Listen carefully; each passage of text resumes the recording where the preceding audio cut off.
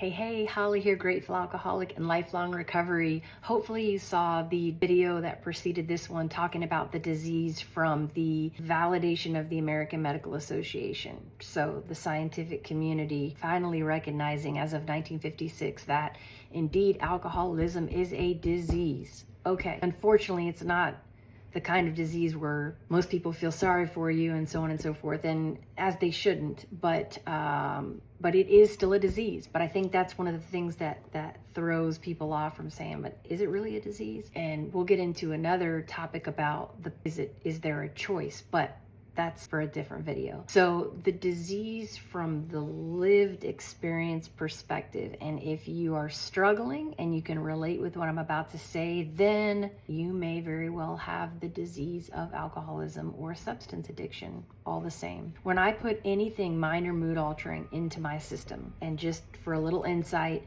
through the years, I experimented with different things in high school and a little beyond, and there were some things that never crossed my path. Thank God I might not be alive to be sitting here talking about it, but booze was my jam, is my point.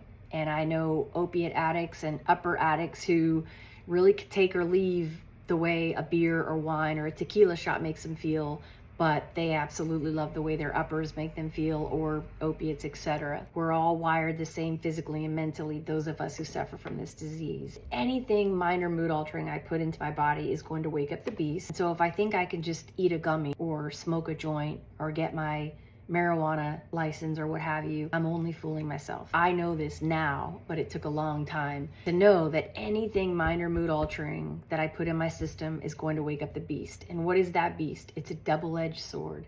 Two things happen to me. Number one is it's an allergy a doctor coined back in 1935, Dr. William Silkworth. An allergy that takes place in me that does not take place in someone who doesn't suffer from this disease. I break out into a craving. It is a craving that is so severe and persistent that it's like an itch that I can't scratch no matter how much I try to scratch it, which means that the only way to scratch it is more. And it's coupled with a mental obsession, which is an absolute plot going on.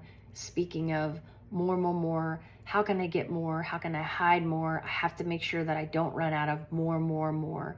So I've got this double-edged sword taking place that for me is how the disease of alcoholism manifests in me. And if you're an addict whose different drug of choice tickles your fancy, but you can relate with what I just said, then you're probably in the right place, and I hope to be of assistance and service to you. And again, as always, any individual looking for help, feel free to reach out. Never a fee for any work with an individual struggling with the disease of alcoholism or addiction. And if you're looking for support for your organization who is looking to bust myths, break stigmas, and shatter any sort of shame within your organization to help your employees, let's connect. Thank you guys. God bless you guys. Talk soon. Stay tuned for the next video. I'm going to keep them coming.